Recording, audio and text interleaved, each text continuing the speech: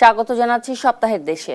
আপনাদের সাথে আছি আমি সুরভি তরণী। আজকে আমরা সপ্তাহের দেশে আলোচনা করব সরকারের 2 মাস এই বিষয়টি নিয়ে, এবং আলোচনার জন্য আজকে আমাদের সাথে স্টুডিওতে উপস্থিত আছেন, আমার ডান পাশে রয়েছেন মোশাররফ আহমেদ ঠাকুর, বিশ্ববিদ্যালয়ের শিক্ষক ও রাজনীতি বিশ্লেষক, এবং তার পাশে রয়েছেন অধ্যাপক পারভেজ করিম আব্বাসী, বিশ্ববিদ্যালয়ের শিক্ষক ও আন্তর্জাতিক সম্পর্ক বিশ্লেষক, এবং আরও রয়েছেন ডাক্তার মোহাম্মদ মিজানুর রহমান, গণফোরামের সাধারণ সম্পাদক। আপনাদের তিনজনকেই আজকে সপ্তাহের দেশের আয়োজনে স্বাগত। এবং আমি শুনতে চাই প্রথমেই অধ্যাপক পারভেজ করিম আব্বাসী আপনার কাছ থেকে, যেটা বলছিলাম যে সরকারের 2 মাস সময়টা, যেহেতু 2 মাস, তো চাওয়া পাওয়া নিয়ে মন্তব্য করাটা বেশ কঠিনই মনে হচ্ছে। কিন্তু বর্তমান বৈশ্বিক যুদ্ধাবস্থায় তারেক রহমানের সরকারকে কতটা স্মার্ট মনে হচ্ছে আপনার, বিশেষ করে অর্থনৈতিক দিক বিবেচনায়? দেখুন, আসলে এখানে প্রোগ্রামটা আসলে আমি বলবো যে অল ডিউ রেসপেক্ট, প্রোগ্রামটা প্রিমেচিওর। কারণ আরও আমরা যেটা বলি যে 90 দিন হচ্ছে হানিমুন পিরিয়ড যে কোনো সরকারের জন্য। আর এখন আসলে এই সরকারের এখানে আলোচনা মানে অর্থনৈতিক নিশ্চয়ই ওদের যে পারফরমেন্স বা ইকোনমিক যে ওদের যে স্টুয়ার্ডশিপ, এটা নিয়ে আমরা প্রেজ বা ক্রিটিসাইজ করার কোনো স্কোপই নেই। কেননা সরকারটা অত্যন্ত, আমি বলবো যে আমরা অত্যন্ত বলবো যে আনফর্চুনেট, বা এটা হচ্ছে আমাদের মিসফরচুন যে আমাদের সরকার ক্ষমতায় নেওয়ার পরে যুক্তরাষ্ট্র এবং ইসরায়েলের সাথে হচ্ছে ইরানের এখানে যুদ্ধ লেগে গেল, মানে এক পেশে যুদ্ধ। এবং এই যুদ্ধটা এমনভাবে এখানে এটা প্রভাবটা মানে অনুভব করা যাচ্ছে সারা বিশ্বে, যেটা থেকে হচ্ছে বাংলাদেশের অর্থনীতি এখানে হচ্ছে পুরোপুরি ইমিউন না, বা এখানে প্রভাব মুক্ত না। তো এই 2 মাস এখানে জ্বালানি সংকট বলেন, আপনার এলএনজির সংকট বলেন, আপনার ইউরিয়া সারের সংকট বলেন, আমাদের রেডিমেড গার্মেন্টসের এখানে উৎপাদন খরচের সংকট বলেন, বা আমাদের এখানে ইলেকট্রিসিটি এখানে উৎপাদনের খরচ বলেন, সবগুলো এখানে ঊর্ধ্বমুখী দাম এখানে বেড়েছে। এবং যেহেতু বাংলাদেশের অর্থনীতি বিগত 3 থেকে 4 বছর অত্যন্ত নৈরাজ্য দেখেছে, আমি যে বলবো এটা ইংরেজিতে টার্ম আছে, ইকোনমিক মিসম্যানেজমেন্ট আছে, দুর্ব্যবস্থা, আর এখানে ইকোনমিক ম্যাল ম্যানেজমেন্ট, অপব্যবস্থা। তো এখন এই শেখ হাসিনার সরকারের শেষের 4 বছর এবং অন্তর্বর্তীকালীন সরকারের ডক্টর মোহাম্মদ ইউনূসের সময় এই যে এখানে আইন শৃঙ্খলার যে অবনতি, তো আমাদের ডোমেস্টিক ইনভেস্টমেন্ট বলেন, ঘরোয়া বিনিয়োগ বলেন, বা বিদেশি বিনিয়োগ এফডিআই, সবগুলোই তলানিতে ঠেকেছিল, এবং তার সাথে হচ্ছে ঋণের বোঝা বাড়ছে।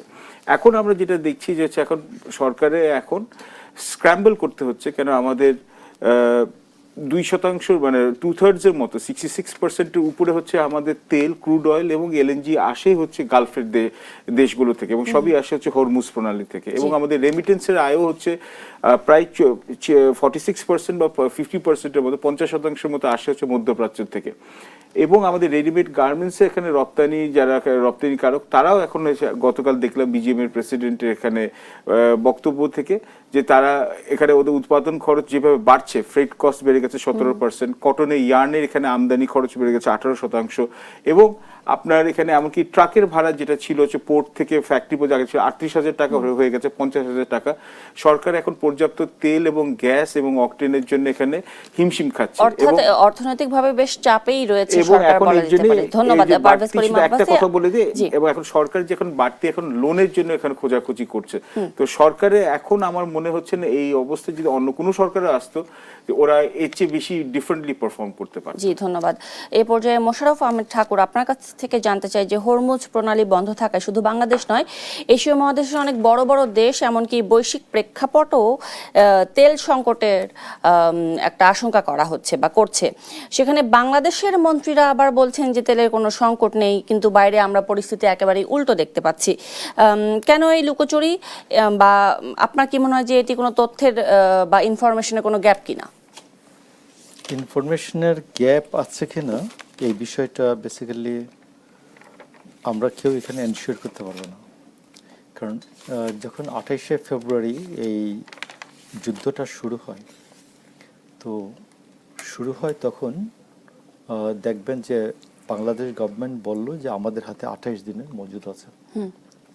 তো 28 দিনের মজুদের পরে যে এই পর্যন্ত হরমুজ প্রণালী থেকে বাংলাদেশের কোনো জাহাজ ফেরত গিয়েছে এই ইনফরমেশনটা আমি কোথাও শুনি নাই। যেটা ফেরত গিয়েছে সেটা অন্য মালবাহী জাহাজ। তো সেই ক্ষেত্রে বাংলাদেশে যে তেলের যে সংকটটা, এই সংকটটা এটা আসলেই সংকট না প্যানিক বাইং, এটা বাস্তবতা না প্যানিক বাইং। আপনি দেখবেন আজকেও আছে একজনের এখান থেকে প্রচুর পরিমাণ তেল উদ্ধার হচ্ছে মজুদ, এবং তাকে কারাদণ্ড দেওয়া হচ্ছে, জরিমানা করা হচ্ছে। কোথাও থেকে ধরুন 23,000 লিটার উদ্ধার হচ্ছে, বিভিন্ন জায়গাতে বিভিন্ন উদ্ধার হচ্ছে। তো এই জন্য আপনি এটাকে, এবং আপনাদের সংবাদ মাধ্যমে দেশ টেলিভিশনেও কোথাও আমি বলতে শুনি নাই যে অমুক জায়গা থেকে জাহাজ এত ফেরত গেল এই কারণে। কিন্তু মোশাররফ আহমেদ ঠাকুর, আমি আপনাকে এই পর্যায়ে একটু থামাই, যে যুদ্ধ তো শুরু হয়েছে অনেকদিন হলো আমরা জানি, তার আগে প্রায় 2 মাস ধরে এই যুদ্ধ শুরুর এক প্রকার কাউন্টডাউন চলছিল বলা যেতে পারে। সেক্ষেত্রে বাংলাদেশ সরকার বিশেষ করে জ্বালানি তেলের যে মজুদের সময় পেয়েছিল তা কেন কাজে লাগায়নি? এটা কি দূরদর্শিতার অভাব বলবেন কিনা আপনি? এটা ডক্টর ইউনূসের তো কোনো লোকজন এখানে নাই, কথা বলার জন্য তো পাওয়াও যাবে না তাদেরকে। তো এখানে এই বিষয়টা আলোচনা করার কোনো অর্থ নাই। তো আমি আপনাকে বলি যে শেখ হাসিনার সময় থেকেই যেটা ছিল সেটা ছিল যে খুব অর্থনৈতিক সমৃদ্ধির কথা যখন বলা হচ্ছিল, তখন দেখবেন যে খুব আলোচিত একজন অর্থনীতিবিদ, তার নাম হচ্ছে চট্টগ্রাম বিশ্ববিদ্যালয়ের মইনুল ইসলাম, ডক্টর মইনুল ইসলাম। তিনি বলেছেন ওই সময়ে শেখ হাসিনার এই উন্নয়নকে চ্যালেঞ্জ করে তিনি বলেছেন যে বেকারত্ব আছে, মূল্যস্ফীতি আছে, মুদ্রাস্ফীতি আছে। এই 3টা অসুখ যখন কোনো অর্থনীতিতে থাকে, এখানে একজন আমাদের তরুণ ইয়াং এবং খুব প্রতিশ্রুতিশীল একজন অর্থনীতিবিদ আছেন, এবং তারাও স্বীকার করেন যে এই 3টা অসুখ যখন থাকে কোনো অর্থনীতিতে, তখন এটাকে ভালো অর্থনীতি বলা যায় না। তো সেই ক্ষেত্রে যে গত আজ থেকে 60 দিন আগে তারেক রহমান যখন দায়িত্ব গ্রহণ করেন বাংলাদেশ সরকারের, তো সেই সময়ে, এবং তিনি দায়িত্ব গ্রহণের জাস্ট 11 দিনের মাথায় এই যুদ্ধটা শুরু হয়। তো আপনি দেখবেন যে, তো সেই ক্ষেত্রে তারপরেও তিনি যেগুলি একটা সরকার ভীত সন্ত্রস্ত হয়ে পড়ার কথা, তিনি ফ্যামিলি কার্ড ইন্ট্রোডিউস করেছেন বা দিয়েছেন, এখানে প্রোভাইড করেছেন। ইমাম মুয়াজ্জিনদের যে সম্মানী যেটা বলেছিলেন এটা দিয়েছেন, দেওয়া শুরু করেছেন। ক্রীড়াবিদদের একটা কার্ড এবং ভাতা প্রদান নিশ্চিত করেছেন, এবং বলেছেন যে কোনো ক্রীড়াবিদই যেন কোনো রাজনৈতিক দলে যোগ না দেন। আবার কৃষি কার্ড কর্মসূচির উদ্বোধন করা হয়েছে। শেষ করে দয়া করে শেষ করতে দেন। তো তারপরে খাল খনন কর্মসূচি, বৃক্ষরোপণ কর্মসূচি এটা শুরু করেছেন। তারপরে তিনি প্রধানমন্ত্রী হিসাবে যানজট এড়ানোর জন্য যতটুকু সম্ভব প্রধানমন্ত্রী হিসেবে প্রটোকল না নেওয়ার চেষ্টা করছেন। এই জিনিসগুলির ফলে বাংলাদেশের মানুষ বলছে যে আমরা একজন সাদাসিধা প্রধানমন্ত্রী পেয়েছি, 1 নাম্বার 2 হচ্ছে কেউ একটু যারা স্লোগান ধর্মীয় বক্তৃতা পছন্দ করেন, তারা বলেছেন যে জনতার প্রধানমন্ত্রী পেয়েছে, আমরা খুশি হচ্ছে। তো এগুলোকে আমি বলছি যে এইগুলিকে আমি মনে করি একটা পজিটিভ দিক, যে রাজনৈতিক দিক থেকে, অর্থনীতির দিক থেকে এখনো যে ঋণ প্রবাহ বা তারল্যের প্রবাহ দেখা যাচ্ছে, ঋণ প্রবাহের কোনো নমুনা নাই। এইসব মিলিয়ে তারপরেও আমি বলবো রাজনৈতিক ক্ষেত্রে বাংলাদেশের মানুষ নতুন সম্ভাবনার দিগন্ত দেখছে। তো সেই ক্ষেত্রে আমি বলবো যে রাষ্ট্রপতি জিয়াউর রহমান এবং দেশনেত্রী বেগম খালেদা জিয়ার সন্তান হিসাবে তারেক রহমানের যে পজিটিভ উত্তরাধিকার আছে, সেই উত্তরাধিকার হিসাবে আমার প্রত্যাশা যে তিনি বাংলাদেশের জনগণের স্বার্থের সাথে বাংলাদেশের জনগণের উন্নয়নের প্রশ্নে কোনো ক্ষেত্রেই তিনি আপোষ করবেন না। নিশ্চয়ই আমাদেরও সেই প্রত্যাশা, এবং তারেক রহমানের যে সদিচ্ছা আছে আমরা দেখতে পাচ্ছি। কিন্তু দলীয় নেতাকর্মীরা কি প্রধানমন্ত্রীকে বুঝতে পারছেন কিনা, এই প্রশ্নটি নিয়ে আপনার কাছে আসতে চাই। তবে আমি তার আগে ডক্টর মোহাম্মদ মিজানুর রহমান আপনার কাছে শুনতে চাই যে আমরা যদি এখন মোটা দাগে বলতে চাই, তো বর্তমান সরকারের সামনে চ্যালেঞ্জ 3টি। একটা হচ্ছে হাম বা স্বাস্থ্য খাতে যে ঝুঁকি রয়েছে সেটি, জ্বালানি তেলের অপ্রতুলতা এবং দৈনন্দিন দ্রব্যমূল্য। আসলে এই চ্যালেঞ্জ মোকাবিলা সরকার কেমন করছে, মোকাবিলায় সরকার কেমন পারফরমেন্স করছে? দেখেন, একটি সরকার যখন নির্বাচনী ইশতেহার ঘোষণার মধ্য দিয়ে জনগণের ম্যান্ডেট নিয়ে সে যখন রাষ্ট্র ক্ষমতায় আসে, তখন স্বাভাবিক একটি গণতান্ত্রিক সরকারের কাছে জনগণের প্রত্যাশা অনেক বেশি থাকে। সরকারেরও দায়িত্ব হলো যে যে সংকটগুলো আছে জনগণের সামনে, সেটা সমাধান করা। কারণ সরকার যদি মানে জীবনের যে দুর্বিষহ যে সংকটগুলো সেগুলো যদি প্রাধান্য না দেয় তাহলে সেই সরকার কখনো মানে জনগণের সরকার হিসাবে প্রশংসিত হয় না। তো তারেক রহমান দায়িত্ব নেওয়ার পর তিনি অনেকগুলো প্রশংসিত কাজ করেছেন এবং এগুলো আমাদের জন্য ইতিবাচক। কিন্তু আপনি যে বিষয়টা বলছেন দ্রব্যমূল্য যে ঊর্ধ্বগতি লাগামহীন, এটা আগেও ছিল, ক্রমান্বয়ে সেটাকে নির্বাচিত সরকারের দায়িত্ব এটাকে কিভাবে সহনীয় পর্যায়ে আনা যায় এর জন্য একটি কর্মপরিকল্পনা গ্রহণ করা, আমরা সেটা দেখছি না। দ্বিতীয়ত অর্থনৈতিক খাতে যে মানে যেটা বিগত 15-16 বছর ধরে আমার দেশের হাজার হাজার কোটি টাকা বিদেশে পাচার হয়ে গেছে, অনুসন্ধানী রিপোর্ট আসছে, তার বিরুদ্ধে একজন আইনজীবী মামলাও করেছিলেন, একটি বিশেষ কোম্পানি যে দেউলিয়া করে দিয়েছিল অর্থনীতি, কিন্তু আমাদের দেশের সর্বোচ্চ আদালত যাতে তদন্ত না হয় সেই জন্যে তারা নির্দেশনাও দিয়েছিলেন তদন্ত করা যাবে না। এটা একটা নজিরবিহীন, সরকারের শীর্ষ পর্যায় থেকে তাদেরকে আশ্রয় প্রশ্রয় দেওয়া হয়েছিল। এবং এই যে অভ্যুত্থানের পরে এই যে যিনি দায়িত্ব নিয়েছিলেন তিনি আন্তর্জাতিকভাবে স্বীকৃত একজন অর্থনীতিবিদ, কিন্তু তিনি কিন্তু এই অর্থনীতিকে পুনরুদ্ধার করতে পারেন নাই। পাশাপাশি আমরা আরও ভঙ্গুর অবস্থায় চলে গিয়েছি এবং অনেকগুলো ব্যাংক দেউলিয়া হয়ে গেছে। এই সরকারের কাছে আমাদের প্রত্যাশা ছিল যে তারা কিভাবে অর্থনীতিকে পুনরুদ্ধার করবেন, কারণ অর্থনীতি পুনরুদ্ধার না হলে এই খাত যদি সক্রিয় না হয়, শক্তিশালী না হয়, তাহলে আপনি দেখবেন কর্মসংস্থান সৃষ্টি হবে না এবং শিল্পায়ন হবে না, বিনিয়োগ বাড়বে না। তো এই জায়গাটা হচ্ছে সরকারের সবচেয়ে বড় একটা চ্যালেঞ্জ। পাশাপাশি আমার সম্মানিত দুইজন সহালোচক বলেছেন, আমি তাদের প্রতি শ্রদ্ধা রেখে বলি, বৈষয়িক এটা সংকট, এটা শুধু বাংলাদেশের জন্য না, জ্বালানি খাতটা। আজকে সকাল 7টায় আমার ড্রাইভার গাড়ি নিয়ে প্রথম গেছে শাহবাগে, সেখান থেকে 2টায় ব্যাক করে এখন পর্যন্ত সে আরামবাগে একটা পাম্পে। এখন এটা সরকারের দায়িত্বটা কি, যে তারা বলছে যে আমার এখানে জ্বালানি সংকট নাই এবং যেগুলো জাহাজ বাংলাদেশে আসার পথে বা যেগুলো আসছে তাতে তারা কভার করতে পারবে। এবং একটা আশার কথা হলো যে বিশ্বের বিভিন্ন দেশে জ্বালানি তেলের দাম বাড়লেও বাংলাদেশের বর্তমান সরকার কিন্তু দাম বাড়ায়নি, কিন্তু তার যে সাপ্লাই যে চেইন, এটা নিয়ে সরকারের উচ্চ পর্যায় থেকে কোনো উদ্যোগ আমরা দেখছি না। এমনকি মাননীয় প্রধানমন্ত্রী কিন্তু এর আগে মন্ত্রী পরিষদের বৈঠকে যারা সিনিয়র এবং দায়িত্বশীল মন্ত্রী এই ব্যাপারে তাদেরকে কিন্তু জবাবদিহিতার মধ্যে এনেছিলেন, কিন্তু দীর্ঘদিন হয়ে গেল আমরা এই ব্যাপারে কিন্তু দেখছি না। কারণ দেখেন এখন কিন্তু বড় মৌসুম চলে আসছে। ডক্টর মিজানুর রহমান, সাধারণ মানুষের জরুরি চাহিদাগুলো পূরণে সরকার কি পিছিয়ে পড়ছে কিনা এই প্রশ্নে আসবো আবার আপনাদের সবার কাছে। তবে একটি বিরতির পরে ফিরে আসছি, দর্শক সপ্তাহের দেশ থেকে নিচ্ছে একটি বিরতি, সাথেই থাকবেন।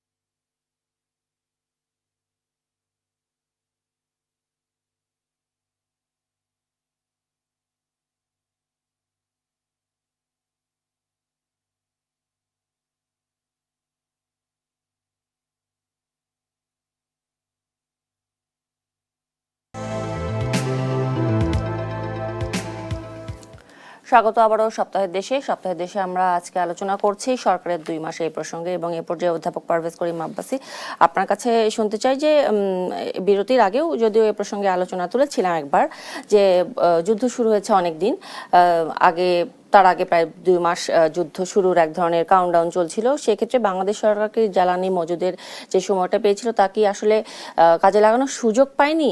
এটি কি দূরদর্শিতার অভাব, নাকি এই যে আমরা এখন সরকারের তরফ থেকে একবার শুনতে পাচ্ছি যে তেলে কোনো সংকট নেই, আবার আরেকদিকে তেলের সহায়তার জন্য ঋণ চাওয়া হচ্ছে, কিন্তু আবার আমরা রাস্তায় বের হয়ে দেখতে পাচ্ছি যে পরিস্থিতি একেবারে উল্টো।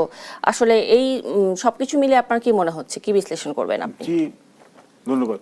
আমার এখানে 2 জন বক্তা আছেন, তো নিশ্চয়ই ওনাদের প্রত্যেকের পার্সপেক্টিভ আলাদা, কিন্তু আমি যেটা বলবো যে প্রথমে যদি আপনি দেখেন যে তেলের মজুদের যে সমস্যা আছে, তাহলে অনেক অংশে কিন্তু দোষ যায় হচ্ছে আগের অন্তর্বর্তীকালীন সরকারের জ্বালানি উপদেষ্টার উপর।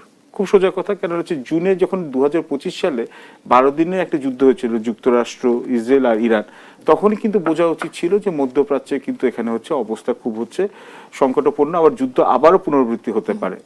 তো সেই সময় আমাদের তেলের যখন দামটা একটু কমে গেছিল তখন মজুদ করা উচিত ছিল, এটা হচ্ছে ফার সাইটেডনেস। বাট আপনি বলতে পারেন যে অন্তর্বর্তীকালীন সরকার তখন নির্বাচনের ব্যাপারে এখানে ওরা আরো বেশি আগ্রহী ছিল, আরো অন্যান্য ক্রাইসিস ছিল হাতের মধ্যে, তো ঠিক আছে।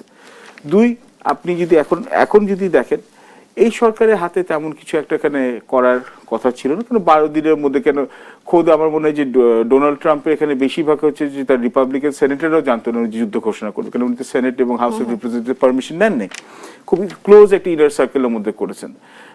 কিন্তু আমি বলবো যে যুদ্ধের এখানে ইম্প্যাক্টটা বুঝতে আমার মনে হয় আমাদের সরকারের নীতি নির্ধারকদের ডিলেড রেসপন্স হয়েছে। আর আমি এটাকে পুরোপুরি যে সরকারের সমালোচনা করবো তাও করতে পারছি না, কারণ একটা সরকার ঘর গুছাতেই তো সময় লাগছিল।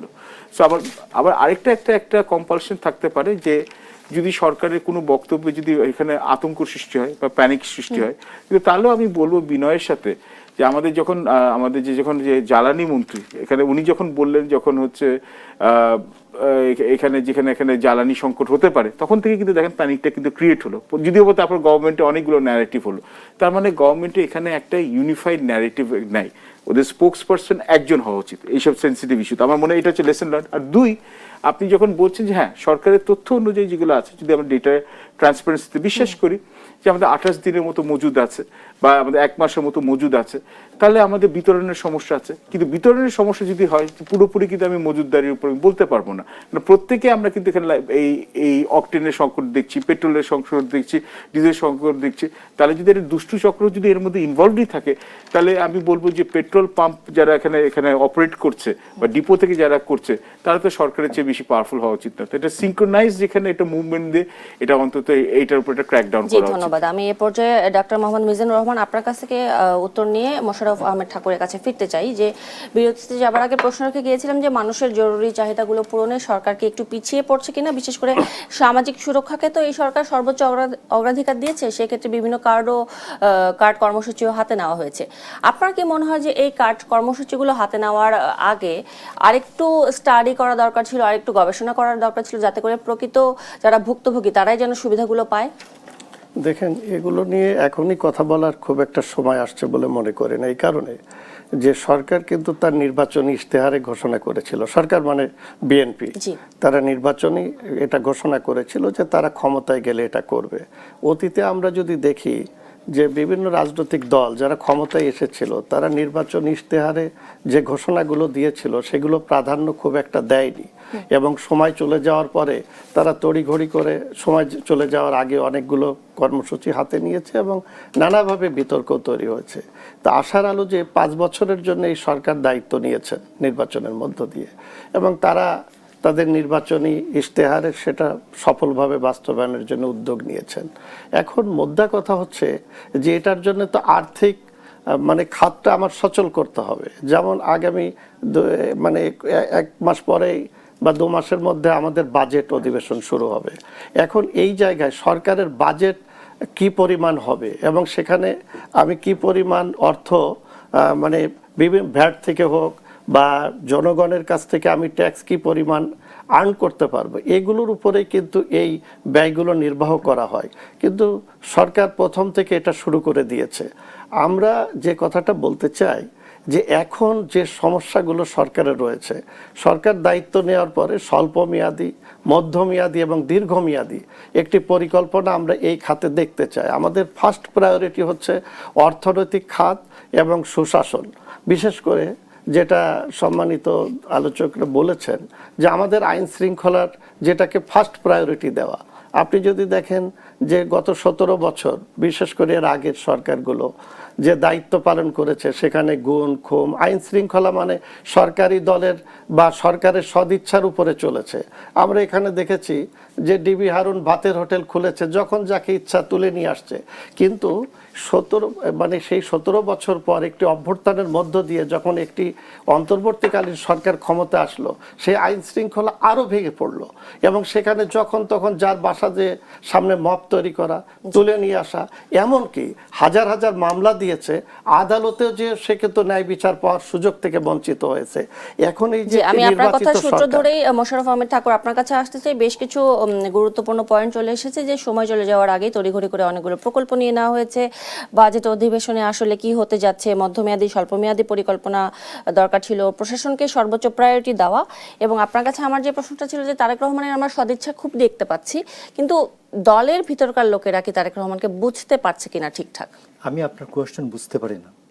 প্রথম কথা হচ্ছে যে আপনি যখন কোয়েশ্চেন করেন কাউকে, আরেকটু গবেষণা করা উচিত ছিল কিনা, পৃথিবীর যে কোনো গবেষণার পরে আমি বলবো যে এটা আরেকটু গবেষণা করা উচিত ছিল।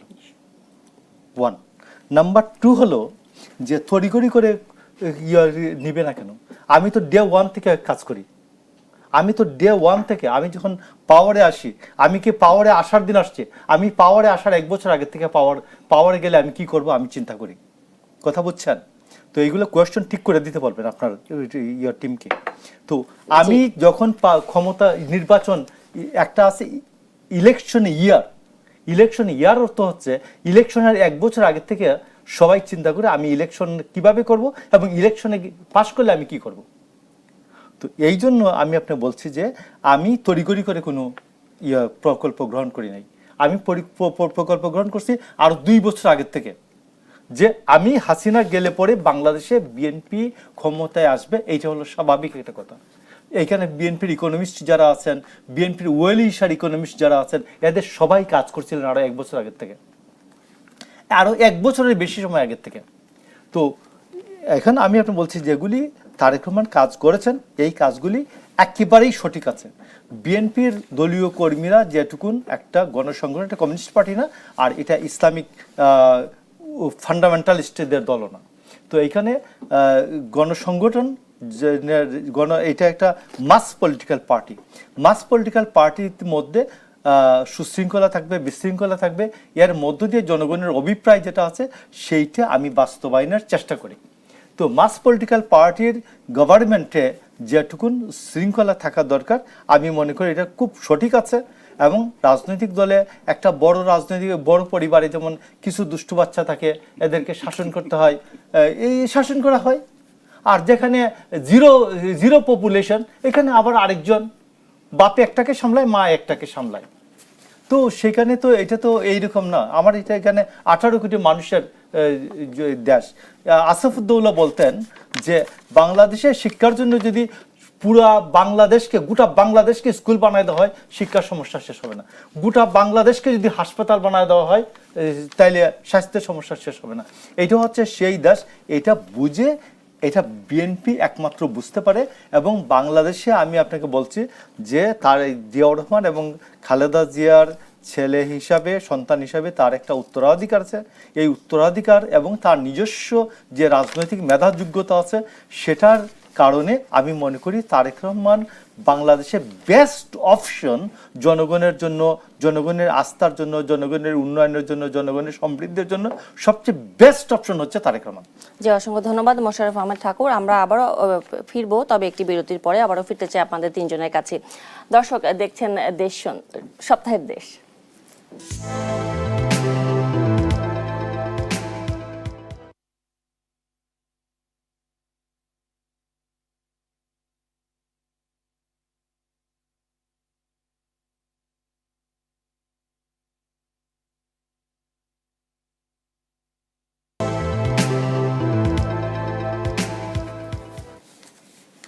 দেখছেন সপ্তাহের দেশে আমরা আলোচনা করছি সরকারের 2 মাস এই বিষয়টি নিয়ে। এ পর্যায়ে আমরা মোশাররফ আহমেদ ঠাকুর আপনার কাছে জানতে চাই যে আমরা যদি সরকারের 2 মাস অর্থাৎ পুরোপুরি 60 দিন ধরি, এই গল্পটা আসলে আমরা শুধুমাত্র একটু অর্জন বা কিছু অর্জনের মধ্যে সীমাবদ্ধ করতে চাই না। আসলে চলমান রূপান্তরের গল্প বলে এটিকে সব থেকে বেশি মনে হয় জাস্টিফাই করা হবে। আপনি আরো ভালো বলতে পারবেন যে আসলে এই যে প্রতিশ্রুতি আর বাস্তবতার মেলবন্ধনে আমাদের সমাজটা সামনের দিকে আরো কিভাবে এগিয়ে নেবে সরকার? প্রথম কথা হচ্ছে যে বাংলাদেশে একটা প্রচলিত কথা আছে, সবচেয়ে অবহেলিত দলিলের নাম হচ্ছে যে রাজনৈতিক দলের নির্বাচন ইশতেহার। এটার নাম হচ্ছে সবচেয়ে অবহেলিত দলিলের নাম হচ্ছে এটা। তো আমাদের এখানে নির্বাচন ব্যবস্থা কার্যকর প্রায় 1937 সাল থেকে, তো 1835 সালের ভারত শাসন আইন। তো এই ক্ষেত্রে আমি আপনাকে বললাম যে এই 60 দিনের মধ্যে ওই দিনের 17 তারিখ এই শপথের দিন আর আজকের দিন সহ ধরলে 60 দিন হয়। তো এই 60 দিনের মধ্যে আপনি তো বললেন যে ফ্যামিলি কার্ড শুরু করে দিয়েছে, বা এই প্রকল্পগুলো শুরু করে ফ্যামিলি কার্ড শুরু করেছেন, ইমাম মুয়াজ্জিনের সম্মানী শুরু করেছেন, ক্রীড়াবিদদের ভাতা শুরু করেছেন, খাল খনন শুরু করেছেন, বৃক্ষরোপণ শুরু করেছেন, প্রধানমন্ত্রীর প্রটোকল না নেওয়া এটা শুরু করেছেন। এতগুলো কাজ কি বলে আরো গবেষণা করে নেওয়া উচিত ছিল। তো আমি বললাম যে না, এটা নিয়েছেন কারণ গভর্নমেন্ট, যারা গভর্নমেন্ট তো তারা এই ইলেকশন ইয়ার হিসাবে গণ্য করেন যে ইলেকশন শুরু হওয়ার 1 বছর আগের থেকে ইলেকশন শুরু হয়। তো এই জন্য আমি আপনাকে বলছি যে আপনি যে রূপান্তরের যে কথাটি বলছেন, আমি জানি না রূপান্তর তো বহু ধরনের রূপান্তর আছে, অর্থনৈতিক রূপান্তর আছে, রাজনৈতিক রূপান্তর আছে, সাংবিধানিক রূপান্তর আছে, প্রাতিষ্ঠানিক রূপান্তর আছে। তো আপনার বক্তব্য মতো তো সময় তো যায় নাই, সময় আছে মাত্র 60 দিন। 60 দিনের যেটুকুন রূপান্তর হয়েছে, যেমন মানুষের প্রধানমন্ত্রী প্রটোকল ছাড়া বাংলাদেশের রাস্তা বন্ধ না করেও প্রধানমন্ত্রী যাওয়া আশা করবেন, এটা তো স্বপ্নের মধ্যে ছিল না। আমি এখনো চাই না এটা উনি চালু রাখুন, আমি এখনো চাই না যে আমাদের প্রধানমন্ত্রী তার প্রাপ্য প্রটোকল যেটা আছে, নিরাপত্তা আছে, সেটা তিনি গ্রহণ করবেন আমার দেশের জন্য। কারণ আমার দেশের জন্য এই মুহূর্তে আমার আর কোনো অপশন নাই। In absence of Tarique Rahman আমার কাছে অপশন নাই, তো কোনো কিছুর জন্য অপশন নাই।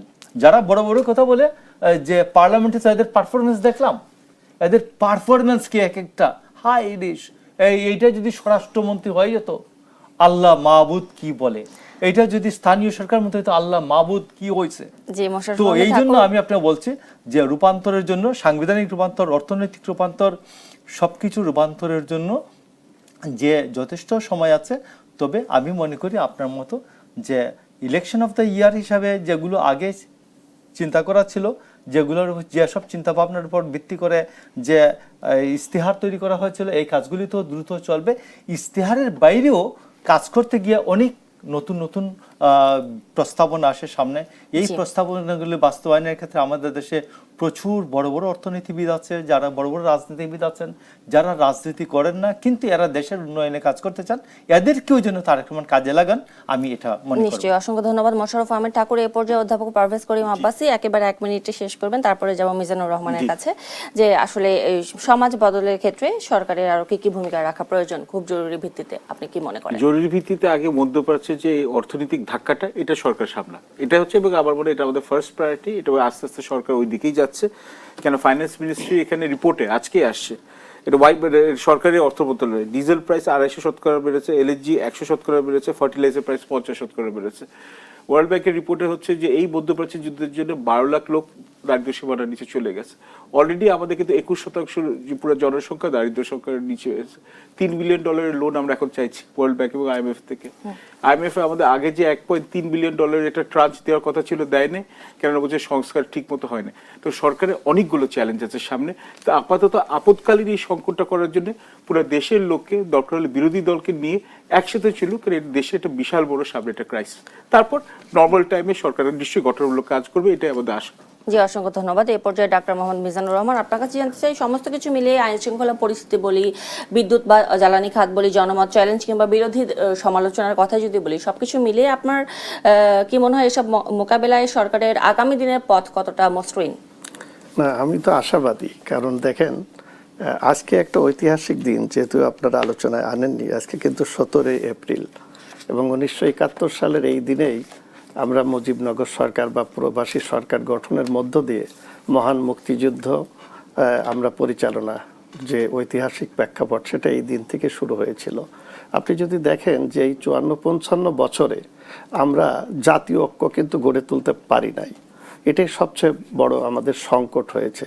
একটা স্বাধীন সার্বভৌম রাষ্ট্রে যে উন্নয়নের মূল বিষয়টা থাকে সরকার এবং বিরোধী দল যারা সংসদে থাকে, কারণ সংসদীয় গণতন্ত্রে সংসদ কিন্তু আমাদের মূল ভিত্তি। কিন্তু এই জায়গায় যখন যারা ক্ষমতায় গিয়েছে এবং যারা বিরোধী দলে থেকেছে তারা সহযোগিতার পরিবর্তে সরকারকে নানাভাবে কিভাবে টেনে নামানো যায় এবং সরকারি দলে যারা থেকেছে বিরোধী দলের সাথে সেই ধরনের সহনশীল আচরণ দেখিনি। এই ক্ষেত্রে জনাব তারেক রহমান তিনি কিন্তু একটা উজ্জ্বল দৃষ্টান্ত স্থাপন করেছেন। তিনি নির্বাচিত হওয়ার পরে বিরোধী দলের যারা ছিলেন তাদের বাসায় গিয়েছেন এবং সংসদেও তিনি অনেক আমি যদি বলি সৌহার্দ্যপূর্ণ পরিবেশ তৈরি করার চেষ্টা করছেন। পাশাপাশি আপনি যদি দেখেন যে যারা বিরোধী দল এই 2 মাস তো আরো কিছুদিন আগের থেকেই তারা বাইরে যেভাবে হুঙ্কার দিচ্ছে সরকারকে কিভাবে বিব্রত করা, টেনে নামানো হবে, দেশ থেকে বিতাড়িত করা হবে, নানাভাবে অপ্রয়োজনীয় এবং অপ্রত্যাশিত শব্দ, যেটা আমরা মনে হচ্ছে যে আমরা আবার সেই পিছনের দিকে চলে যাচ্ছি। একটি অভ্যুত্থানের পরে আমরা সামনের দিকে যেতে যে চাই। আমরা অসংখ্য এই ধন্যবাদ ডক্টর রাষ্ট্রটাকে মোহাম্মদ সামনের মিজানুর দিকে রহমান। এগিয়ে নিয়ে আমাদের যেতে সময় চাই। একেবারেই শেষ। আসলে প্রতিশ্রুতি আর বাস্তবতার মেলবন্ধন ঘটুক, এটি আমাদের সকলের প্রত্যাশা। মোশাররফ আহমেদ ঠাকুর, অধ্যাপক পারভেজ করিম আব্বাসী এবং ডক্টর মোহাম্মদ মিজানুর রহমান, আপনাদের তিনজনকে অসংখ্য ধন্যবাদ আজকে সপ্তাহের দেশে সময় দেওয়ার জন্য। দর্শক, সপ্তাহের দেশে এই ছিল আজকের আয়োজন। ধন্যবাদ সবাইকে সাথে থাকার জন্য।